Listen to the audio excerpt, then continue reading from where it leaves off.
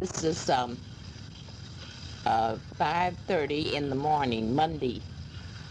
Uh, it's February the 19th, I think. Well, anyway, I did get your last record. Uh, it was down in the box just like I thought it would be.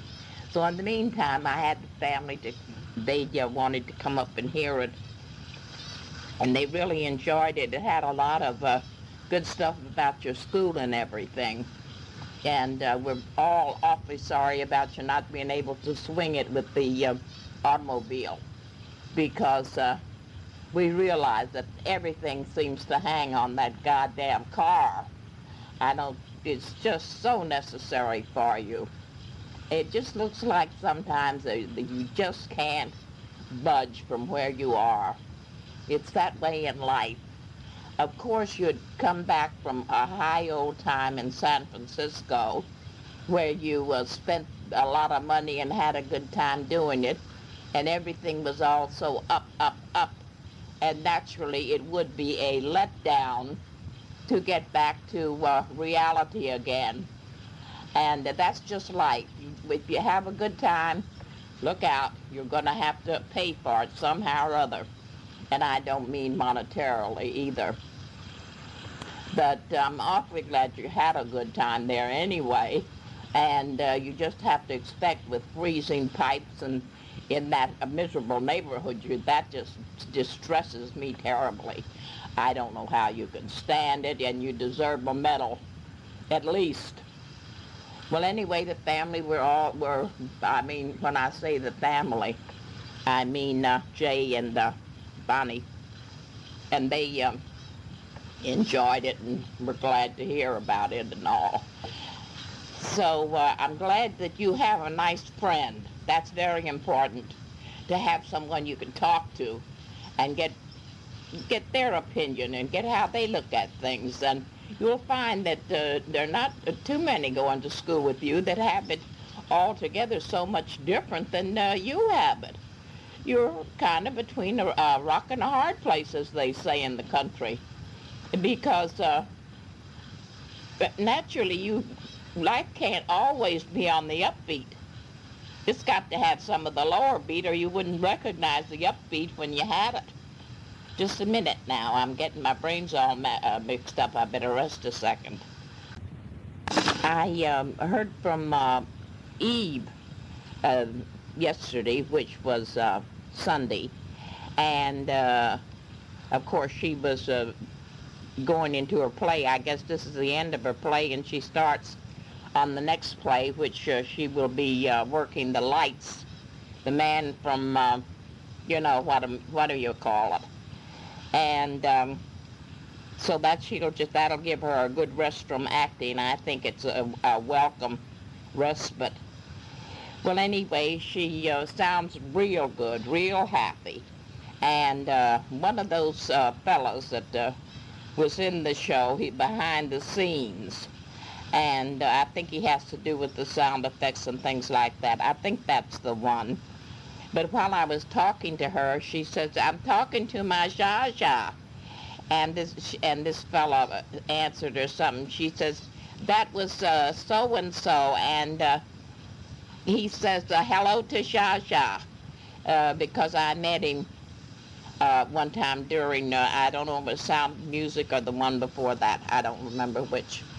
But anyway, he is taking her to Los Angeles Monday, and he wants her to meet an agent. Evidently, he knows or has contact with or something, and take her around to the studio and or some studio or something or other, and she'll get to meet some of those people that he thinks it would be good for her, and I think so too. So she feels real good about that, and maybe something will, come from it. And anyway, it's very good for her to get a crack at something like that. It makes her feel like it's not all just drudgery, There's the silver line and so forth and so forth. So that's good news. Now, I guess that this cold streak that we're having over the world right now is over with. And I certainly hope so. Not having water, that you never miss the water till the well goes dry. And how true that really is. I've had the same thing happen to me at different times, and it looks like there was no end to it. You'd never see water again. Well, I'm going to rest a minute now. Hold on. Honey, I see that it's February the 12th, Monday, and I was looking at my calendar, and I got the weeks mixed up. Well, I want to I'll give you a little advice, and I know that you will accept it the way it's given, and God knows I don't want you to think that I know it all, because I know I don't know it all, even if the other people don't. But let me tell you, I only wish that you and Eve wouldn't get so involved with your loved ones, with those people. You know what, usually when you really know a person, they're not all that great. What they're doing is filling a dream that you have in your subconscious mind. And especially when you don't have enough time for any real recreation or any exercise or anything, that seems to help you, and that's a good habit to get into, this taking exercises or running or whatever it is that you do. Whatever it is, it's away from the study and from the school just for a short while. If it's only a half an hour a day, it's that much, and it gives you a better outlook. But you get so in love with these people. And Eve is the same way, so in love. And, I think that when it comes down to it, that Beth is the only one that has any common sense along those lines. She's not also in love and so overcome with the heartbeat that she can't think with her brains. And, just take it more casually.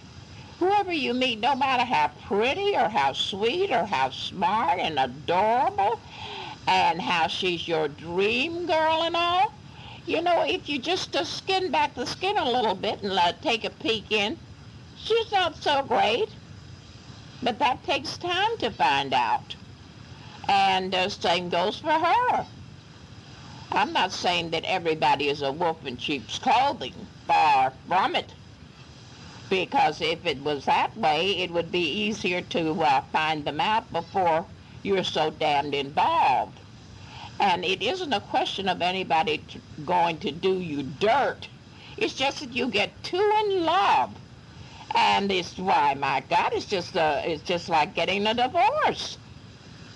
Why, my God, it's just such a traumatic thing.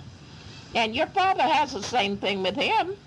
He was so crazy about that Mel that my God, and that went on for 2 years. He was still in love with her. And he never did really get to know Mel. He doesn't know Mel at all. Not at all. Even after all of this, he's really and truly, he doesn't know her at all. Because she was a past master at deception. And he's got another one just like it. And he's just as in love and just as this and that. And I don't understand it. I had so darn many beaux, and they used to spend money on me, hand over fist, and we used to dance, and we had a great time. But it was just for the moment. We didn't want to say, oh, I'll never be happy again with anybody else for the rest of my life. Why, my God, you just go and you have a good time together and just... I used to think, well, my father used to say that I was blowing the fellows, that I was spending too much of their money. I said, well, if they go with me, it's going to cost them. Now, that's all there is to it. They want to go with me, and they make the dates. And there is a time that they ought to think a little. But I'm telling you one thing, as long as they take me to nice places and we have a good time together, that is the end of the story. And then if after a long while they grow on you, you get to thinking, gee, he's a real deep kind of a fella. He's highly intelligent. He's not all dancing and laughing and joking, and he has some depth to him. Then it's the time to fall in love, not the other way around, fall in love and then find out about him. Oh no, it doesn't work that way. And I just wish that you and Eve wouldn't get so involved and so deep. It's worse than any marriage ever was. I've seen people get a divorce, and certainly we're in better shape than you all are. You're in love with the one that you don't have anymore. I think you're both in love with the love. With that, I'm going to say, Buenos noches, muchachito. Más en la mañana, posible.